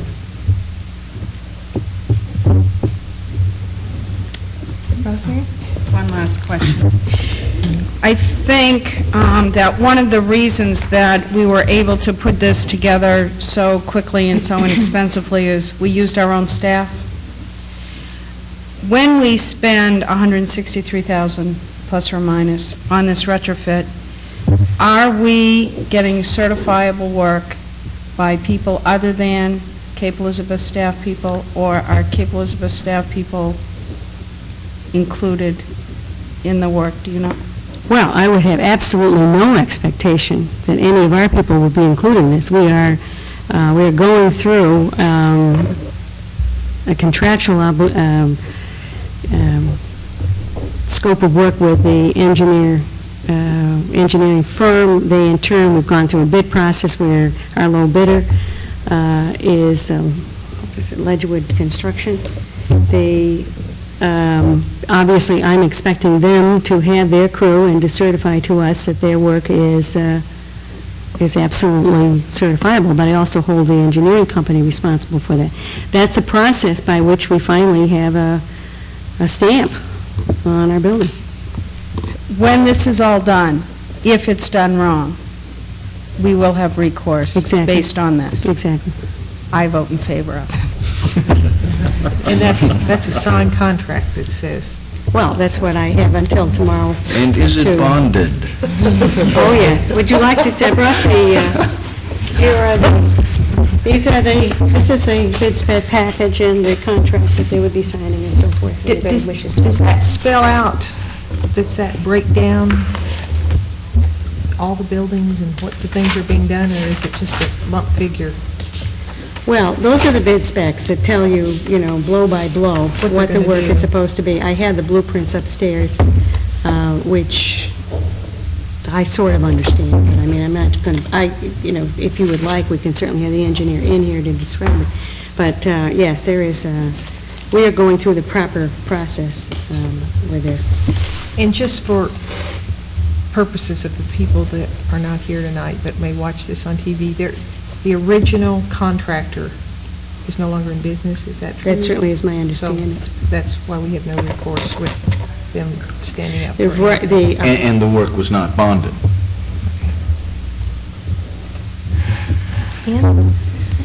I don't know if Loretta's backed away from what she originally said, but I actually agree very much with what Loretta said. And I think when we talk about just the cost for the portables and, whether it's an acceptable cost or not, we're still losing sight of the big picture. I mean, we are very close to the end of this school space study, which I think, no matter what the alternatives that come up, they're all going to be expensive. I mean, this is probably going to look just tiny in comparison.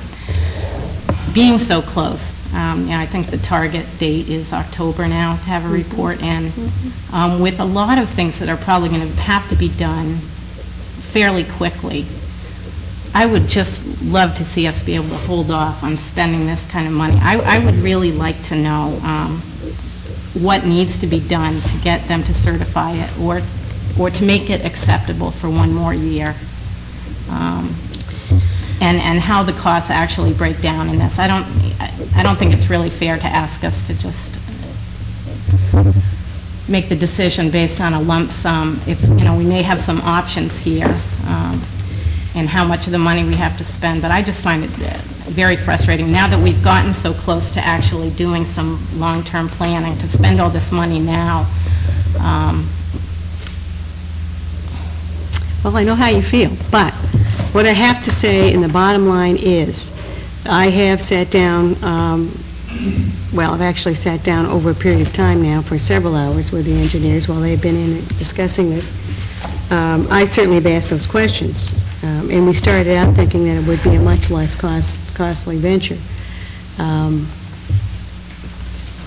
It boils down to whether you want a stamped building or not. And what I'm being told is exactly what I relayed to you, that in order to get those numbers to come out right, these procedures have to go on.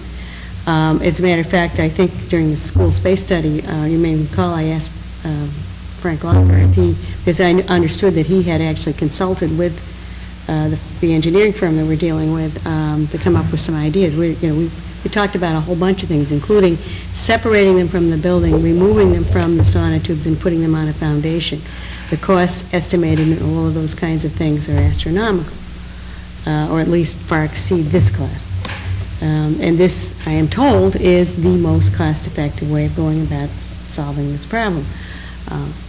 That's one set of considerations. The other set of considerations that I do have to caution you to keep in mind, and I heard what you said about not disrupting the kids this year, but making plans, which frankly we have to do anyway unless we are able to do some kind of magical building, because in fact the number of kids going into the middle school for a year from now absolutely cannot be handled in the space. Therefore, some kind of decision, and I think at this point it's pretty safe to say it isn't going to be another portable, will be before the board for a year from now. And in fact, if you're talking about literally not using that building and talking about 2 grades at the high school, which is what that would imply, I think we're beginning to get a sense from the school space study that that's a pretty major renovation, would require, I don't know, major whatever, renovation anyway, at the high school to accommodate that. Certainly a great deal of planning so that we do not disrupt educational programs. In some cases, some of these discussions about structure are very frustrating because the safety factors for the engineers' numbers on snow loads are quite conservative. The building might last for a long time, but I have to keep saying that it is in fact a public building. These are students and staff. Our burden of responsibility here, I think, is heavier than it might be in the private sector and with a different set of clientele. And frankly, for me, these considerations boil down to hiring a reputable firm and asking them, tell me whether you'll put a stamp on it or not. Just a couple more points then. I still would like to know what absolutely has to be done to make the building safe for possibly, I mean, what you're saying now is that it's very, very possible that we're getting these buildings into shape for 1 more year's use. I mean, that's a very real possibility. I wouldn't say that necessarily. I don't know that. I'm saying that we will exceed the capacity, including the portables, next year by approximately a grade. Right. That's without making, and that's continuing to use the portables. And we'd be getting it for $14 a square foot, even if it were just 1 year. I think that the dilemma, for instance, what my immediate dilemma is I have to go back to the engineers tomorrow morning and say either we take that low bid or we don't. Now, if in fact what you would be taking a motion for would be to allow me to proceed with this process on the 2 portables, the 2 media center portables, and holding a decision on the other until it's broken out and you have a chance to review it, I could in fact try to do that and see what the situation is. That happens to be the one that I am most anxious to get started on because it's a roof removal issue, and I certainly would like to get that done before school starts, because if it isn't done, we can't use the building. If the foundation work is still going on, we can, but we know we have to finish that. But I could get some answers for you by tomorrow, but you have to take a vote tonight so that I'm empowered to go ahead within, you can lay out parameters if you want to. In other words, no chop out that 3rd building, if at all possible, if I'm instructed that that it absolutely has to stamp the building, I think is the criteria I'm using.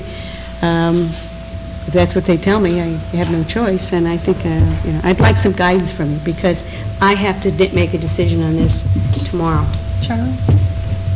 Having sat here last September, not here, but at the high school, a special school board meeting concerning the roofs and the safety of our children, we need the space, and in providing the space, we have to provide a safe environment, and we have to provide it. And if we have to do some retrofitting, it has to be done in a safe environment when the children aren't there. I see it as a short-term solution to a major problem of numbers of kids, but I think it's something that we have to do. It's a bullet that we have to bite. We have to provide the space. I don't think we could disrupt school again like we did last September. we have 2 months or a month and a half advance notice this time of an impending safety problem, and I think we have to address it.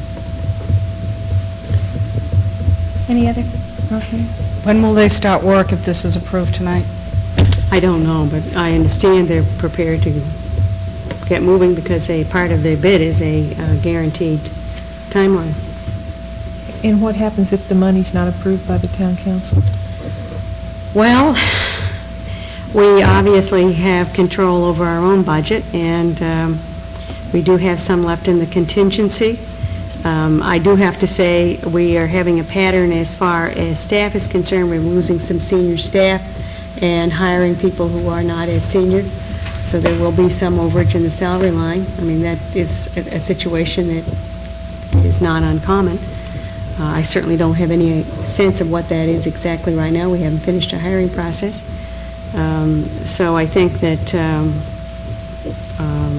it's not beyond the realm of credibility that we can do, as I think Peter suggested. I've actually looked at that, and there are significant dollars there. I couldn't give you the number, but when I made my earlier comment, that's precisely what I was thinking. Right. I mean, we began to see that pattern, earlier this spring. We had Mary Jo Thompson, for instance, resign, and we, since she was a specialty person, we didn't replace her. We did we divert some of that money to support the program, but not. So again, there are pieces there. I don't know. I think the town council is going to be equally, if not more so, unhappy about this. But again, as I think Peter has pointed out, they do in fact own the building. And if we were able to sell it tomorrow, that might be one thing, but if we can't, we can't. I mean, we can explore a lot of things, but what I'd like is some guidance as to what I do tomorrow. Rosemary? Madam Chairman, if there's no other discussion, I am prepared to make a motion. Thank you. I make a motion that we authorize the superintendent to proceed with the repair work on Section D and the 2 portables, and ask and enter into a contract tomorrow with the lowest bidder, Ledgewood Incorporated, and then to ask the town council for permission to use funds from our asbestos claim that went into the municipal, that has already been given to the municipality in I last second. year. Thank you. Further discussion?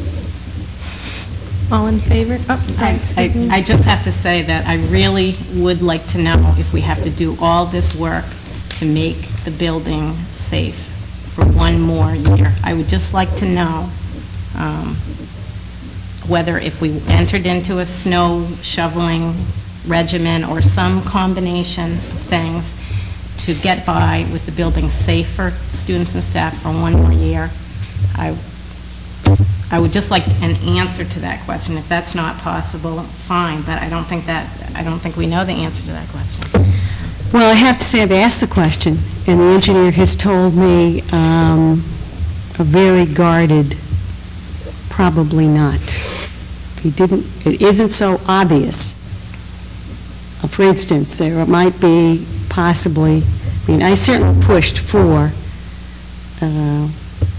A, safety, and B, cost effectiveness. And I do think that it is possible, and I have heard him in part of the discussion. I suppose there are, if we went back and said, do some kind of stopgap measure so this building is reasonably safe. I think that the hesitancy I'm getting from him to give me a clear answer to that is that he feels his professional judgment and the reputation of his company is on the line. He does not want to advise us to do that. On the other hand, the building wouldn't fall down. I think practically speaking, you could go in there and put in some kind of homeowners jacking up the porch type of thing and probably increase the margin of safety. But we are dealing with a professional contract here, and in order to get those kinds of assurances and what have you, they want it done according to the laws as they understand them. Now, that's as far as I've gone. I can push as a result of this discussion, I can go back and say, people really only want one more year out of these Take a buildings. vote on the motion. Sorry. That's on the floor. Charlie? Madam Chairman, we had, the only objection I would have to Ann's suggestion is, we had an unseasonably mild winter. This is the one building that seems to have the most uncertainty to it. I am not willing to risk the winter with a snow removal program, in case we have an abundance of snow, and considering the amount of drift coming off that high building. All in favor? Opposed? Okay. Madam Chairman, Yes. may I just ask for one more comment? Could the superintendent please read the total of the 3 bids that she has, so that people could see the scope of? Yes, I think it's on the back of the, No, they're on the back of this. Can I, And only 3 people did bid. These weren't the right. 3. We went out to, we had a list of 6 qualified bidders, the same list we used in the winter, and we found for a variety of reasons only 3 responded. The low bid was $165,926. The second highest, the next higher bid was $179. The highest bid was $207,270.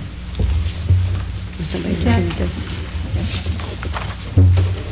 Okay. Under new business, we have personnel requests. The superintendent's nomination for our new elementary school principal. And I'm very happy to introduce to you Beth Anderson, who is learning all about portables. And I included in your packet her resume, both educational and experience. It takes 2 pages to cover all of that. I won't summarize all of those things, but I just want to point out that she has many years of teaching and administrative experience, and she has also done some really non-traditional things, like being a Peace Corps person, both a volunteer and an administrator through that program. And I think you might like to know that she was with Samantha Smith in a famous trip to Russia. She would be happy to share with you, I think, some of that. And as I said in my agenda notes, I have had occasion to call references on a number of people in my administrative career as well as my teaching career, and only once in a great while do you come across people who, every time whoever you call, you run across a kind of response that says immediately, spontaneously, and with a great deal of conviction, she's wonderful. And actually, that is one of the things that impressed the committee. We had a committee that was composed of teachers, administrators, school board members, and a parent representative of the Pond Cove Elementary Parents Association. And we spent long hours very conscientiously looking through backgrounds of the various candidates we talked to. We talked to some excellent people. We were privileged to have a number of good conversations, but Beth is our nomination, Okay. and she is here this evening. Yes. Hello, welcome. Do I hear a motion to approve Beth Henderson as the elementary school principal? Okay, second? second. Further discussion? I have one comment. Her name looks familiar, and I'm wondering in our recent superintendent search if she was one of our applicants.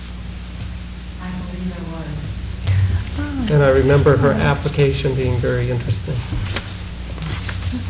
I had missed that. Thank you, Charlie. Okay, any other discussion? Okay. All in favor? Okay, thank you. We look forward to working with you. Okay, superintendent's nomination for new teachers for 1991-1992 school year. Okay, my list here. Actually, we have, part of that list is really our one-year position for the Director of Special Education, taking the place of Wayne Dorr. You may recall at our last board meeting, he requested one-year leave of absence to be an ISG with the state. Very happy to present Shirley Willis, who has, again, I believe we have a summary of her background, very interesting and well qualified for the position. For the halftime kindergarten position, Georgiana Zimprich. For our grade 5 teacher, Karen Kortekamp, whom you may recall was with us last year in a one-year position. The Spanish situation probably needs a little bit of explanation. We originally were looking for a 6/10 teacher, but in June, as the middle school began to recognize that they had far more students signing up for the Spanish program than they had anticipated, they requested a 1/10 or one extra class added to that 6/10, and then as we started screening our applicants, we found we had a very well-qualified, outstanding candidate in Susan Dana, but her schedule was such that she really could only accept the halftime position.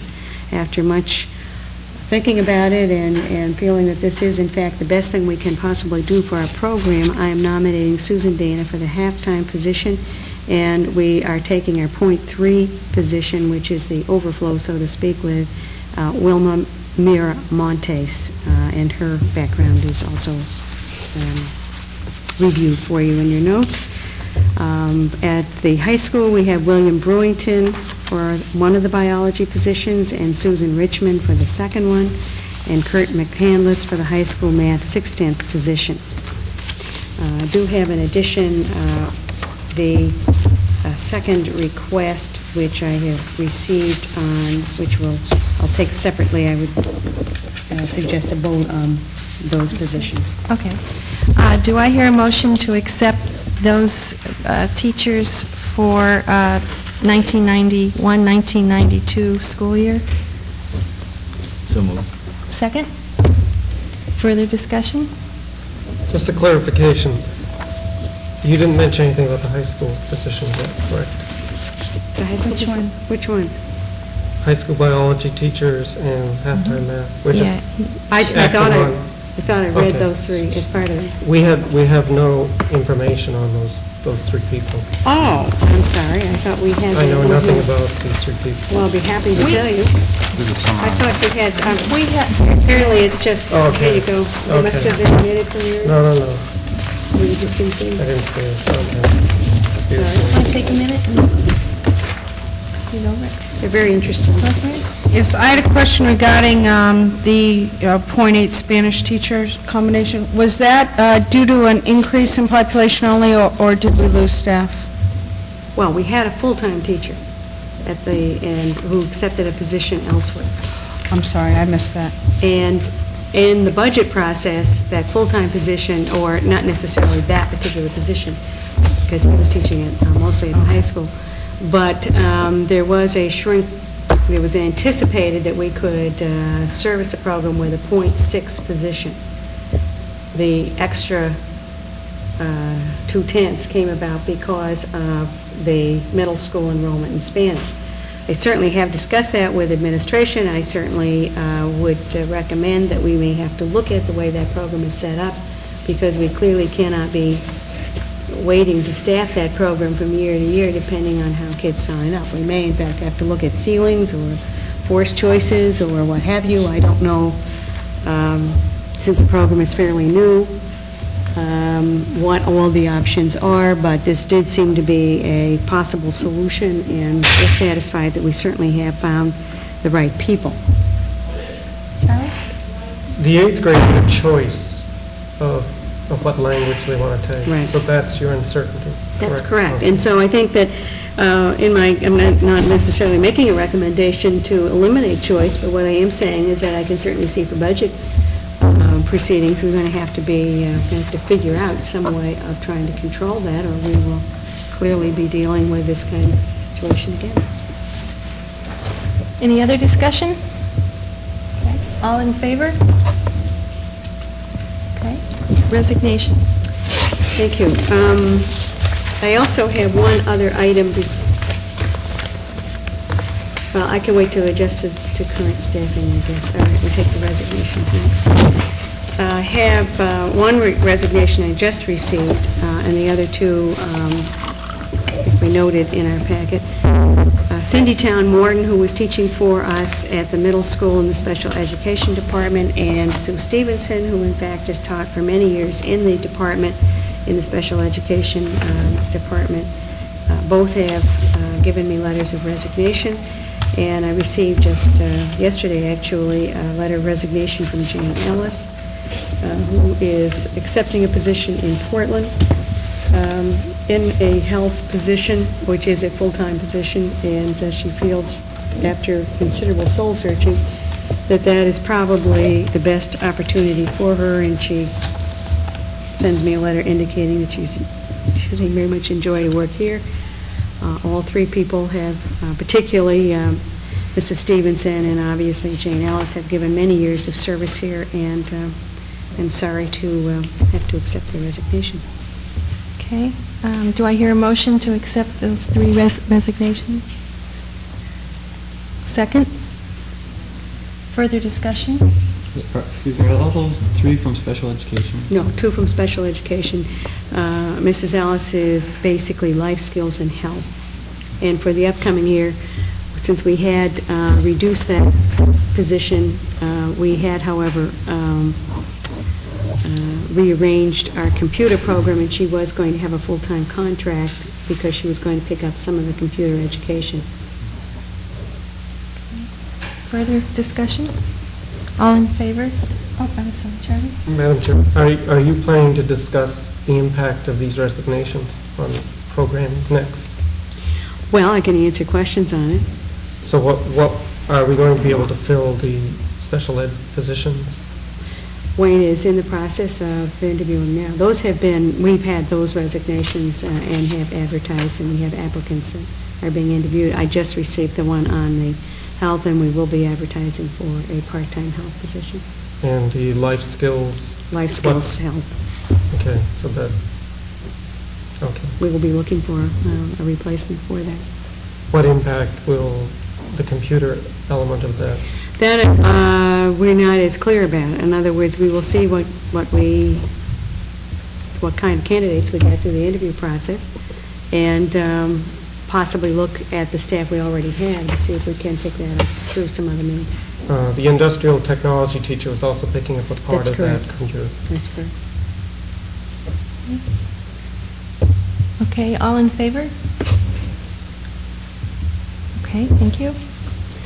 Request for a second year's leave of absence. I did include in your packet, I believe, the request I received actually at the end of June. I did talk to Mr. CO.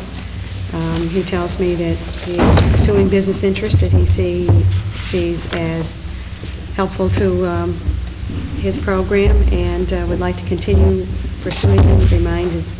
Reminds us in his letter that the contract does offer that option at your discretion.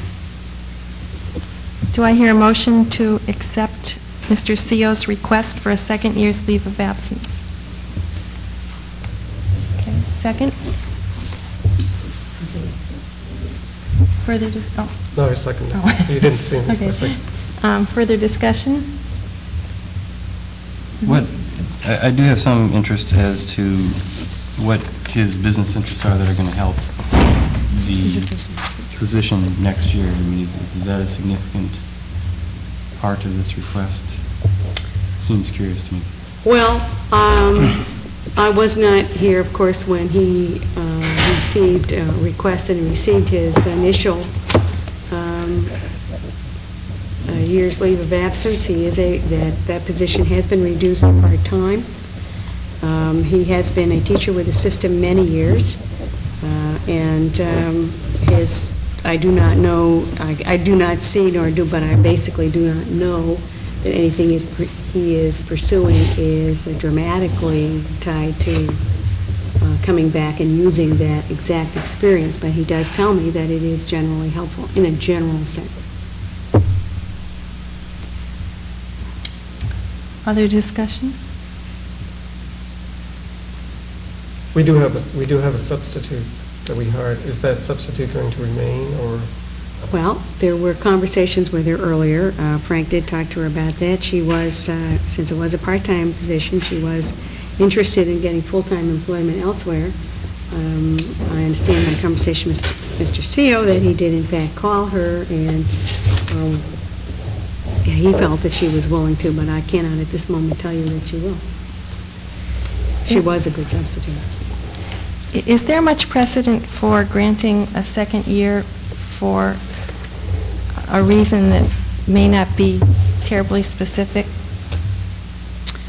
I haven't researched your files to give you a good answer on that. I know that you have, in my conversation with people about past practice, you do seem to have granted them, but I really don't, I have not got any real good information on that. Rosemary? In the past 2 years, you've granted every request. For 2 years. Okay. Any further discussion? All in favor? Okay. Adjustments to current staffing. Okay, I have a letter right here. Excuse me, Margaret Welch, who is a 7th grade language arts teacher, is requesting for the 91-92 school year teaching status be changed to part-time so that she can complete her graduate studies at University of Southern Maine. During this coming school year, I would teach all assigned language arts, academic, tutorial, advisor, advisee classes. The only classes I would not teach would be 2 classes of social studies, a new assignment for the 91-92 school year. We'll graduate from the master's program in the spring and look forward to returning to full-time status in the fall of 92. Nancy Hutton and I have discussed my request. She is agreeable, subject to your approval. And I have discussed that with Nancy, and that is accurate.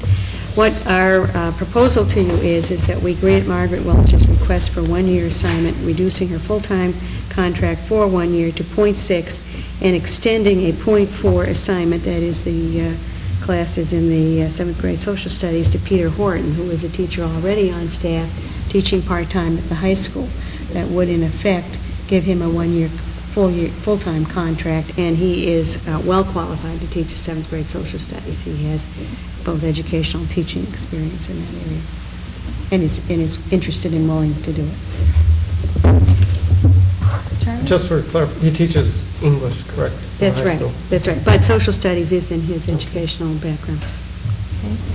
Do I hear a motion to accept the adjustment of Margaret Welch's teaching position to .6 and Peter Horton to fill An additional .4. an additional .4? So moved.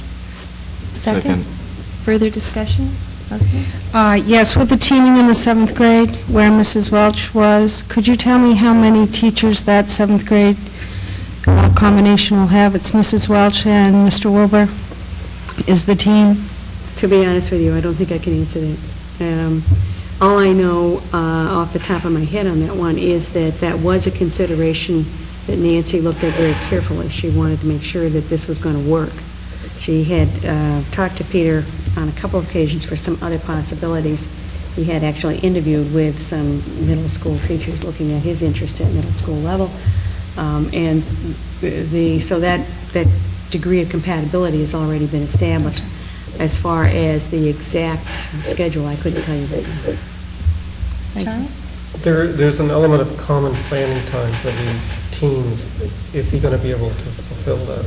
I mean, I don't want to shortchange these kids. I think that, from what I understand of his background, I don't happen to have it right with me at the time, but I know I have discussed that with Nancy and looked at it, and we're both quite satisfied that he may in fact bring some really interesting additional issues. I think that it's a good, a very sound recommendation. Any other thoughts? From limited contact that I've had with him on several high school communities, I do find him very dynamic, so I think he will be a dynamic teacher. All in favor? Okay. Approval of the philosophy statement for the reaccreditation process for Cape Elizabeth High School. And we did include that in your packet with a little explanation from Mrs. Merrill.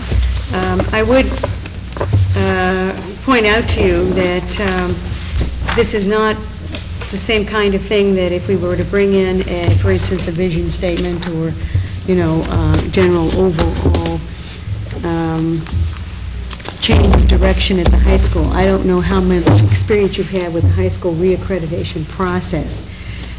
It is a very time-consuming process, but it's also a fairly rigid one. There are materials given to the high school from the National Association of Schools and Colleges, and frankly, there is a very strict list of activities that the staff must go through.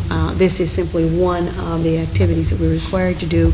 I certainly have read the philosophy statement. I think it's a thoughtful and reasonable statement, and I don't mean to downplay it. I just want you to take it in the context in which it is coming to you, not as a reworking of the whole philosophy of the high school as if it were going in some entirely different direction, but an attempt to simply put down in paper the essence of what this group thinks reflects its feeling as required by that accreditation process.